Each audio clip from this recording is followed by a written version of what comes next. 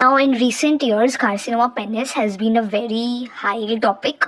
2024 में 2 questions, 2025 में 2 questions. So highly probable that it can come in 2026 also. So let's go it into bit of details. लेकिन high points only. तो most common site penis में कहाँ होगा? Glands is more common than prepuce, ठीक है. And carcinoma penis is squamous cell carcinoma. तो इसमें को एक हिंट मिलता है कि जो भी इसका लिम्फ नोड ड्रेन होगा वो कहाँ पे ड्रेन होगा? इंगुइनल लिम्फ नोड्स में, सुपरफिशियल या फिर डीप. पहले सुपरफिशियल फिर डीप, ठीक है. Now risk factors are very very important for penile cancer. कोई भी कार्सिनोमा के लिए रिस्क फैक्टर्स इंपॉर्टेंट होता है. तो HPV 16, 31, 33. 18 नहीं है, याद रखना. 16, 31, 33. पेनिस एक सेक्सुअल ऑर्गन में आता है, तो multiple sexual partners obviously will cause this. Smoking almost her cancer में ये रिस्पॉन्सिबल होता है. Now it is your duty, it is your question, I am asking you, कौन सा कैंसर प्रोटेक्टिव होता है स्मोकिंग के लिए, ये आप कमेंट सेक्शन करके बताओगे, ठीक है. ऑल्सो अदर रिस्क फैक्टर्स है फाइमोसिस और लाइकेन स्क्लेरोसिस, जिसको हम बनाइटिस जेरोटिका ऑब्लिटरेंस भी बोलते हैं. So we are done with most common site, most common type, the risk factors.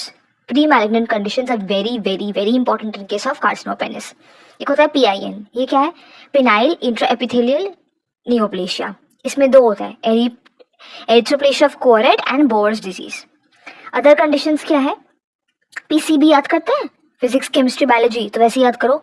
Penile cutaneous horn, C condyloma acuminata, B Buschke Lowenstein tumor, ठीक है. तो प्री मैलिग्नेंट में pin, PCB, done. Protective factors क्या है? Neonatal सर्कमसिशन. और presentation, क्या presentation होता है? सो बेसिकली जो पेनाइल कैंसर होता है, उसको जो अल्सर प्रोलिफरेटिव ग्रोथ होता है वो पेनलेस होता है और एक मास मेरे को मिलेगा, ठीक है. Now we have to come to the treatment. इस पेज से आपको क्या याद करना है? ये पार्ट मैंने ऑलरेडी डिस्कस कर लिया. मोस्ट कॉमन स्प्रेड लिम्फेटिक से होता है, और क्योंकि ये स्क्वेमस सेल कार्सिनोमा है तो इंगुइनल में जाएगा, पहले सुपरफिशियल फिर डीप, ठीक है. अभी देखो 2 स्टेज इंपॉर्टेंट है, T2, T3. 2 मतलब क्या? सेकेंड. तो S से जो होता है स्पॉन्जियोसम, वो T2 में आएगा. T3 alphabetically ABC, C is the third letter of the alphabet, तो C से जो होता है दैट इज कैवर्नोसम, वो T3 में आएगा. T2 second, secundum, spongiosum I mean, T3C cavernosum.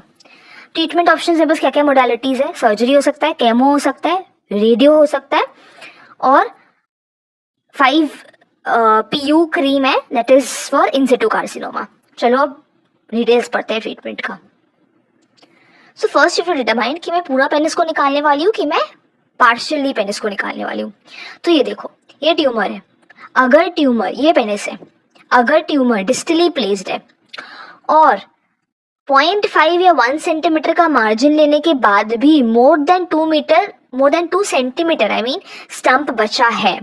देखो ये ट्यूमर है जो डिस्टली प्लेस्ड है, ये मैंने वाइड एक्सिजन मार्जिन लिया 0.5 या 1 सेंटीमीटर. इसको लेने के बाद भी अगर मोर देन 2 सेंटीमीटर स्टंप बच रहा है, अगर यूरेथ्रा इन्वॉल्व नहीं है और अगर लिम्फ नोड पॉजिटिव नहीं है, तो पार्शियली पेनिक्टमी करना पड़ेगा. पूरा पेनिस निकालने का जरूरत नहीं है, सिर्फ ये पार्ट को निकाल दो. लेकिन अगर ये सब करने के बाद, मतलब ट्यूमर लेने के बाद या फिर मार्जिन लेने के बाद लेस देन 2 सेंटीमीटर स्टंप बच रहा है, यूरेथ्रा इन्वॉल्व है, लिम्फ नोड पॉजिटिव है, तो मेरे को टोटल पेनिक्टमी करना पड़ेगा और यूरेथ्रोस्टॉमी भी करना पड़ेगा, ठीक है. सो इस पेज से हम लोग ये डिटरमाइन कर लिए कि मेरे को पूरा पेनिस को निकालना है या फिर पार्शियल पेनिस को निकालना है. अब हम लोग को देखना है कि लिम्फ नोड्स का क्या करें. Now this page is about the lymph nodes. It looks difficult, but let me simplify this for you. इतना कुछ पढ़ने का जरूरत नहीं है. इतना सबसे पहले देखो लिम्फ नोड एनलार्ज्ड है कि एनलार्ज नहीं है. इतना तो समझ में आ रहा होगा, अगर एनलार्ज है तो मेरे को उसको निकालना है और एनलार्ज नहीं है तो मेरे को नहीं निकालना है, राइट.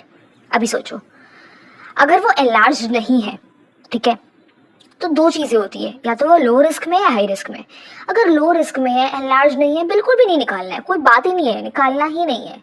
लेकिन अगर एनलार्ज है और हाई रिस्क है तो हम लोग क्या करते हैं? हम लोग बायोप्सी लेते हैं, that is sentinel lymph node biopsy लेते हैं, ठीक है.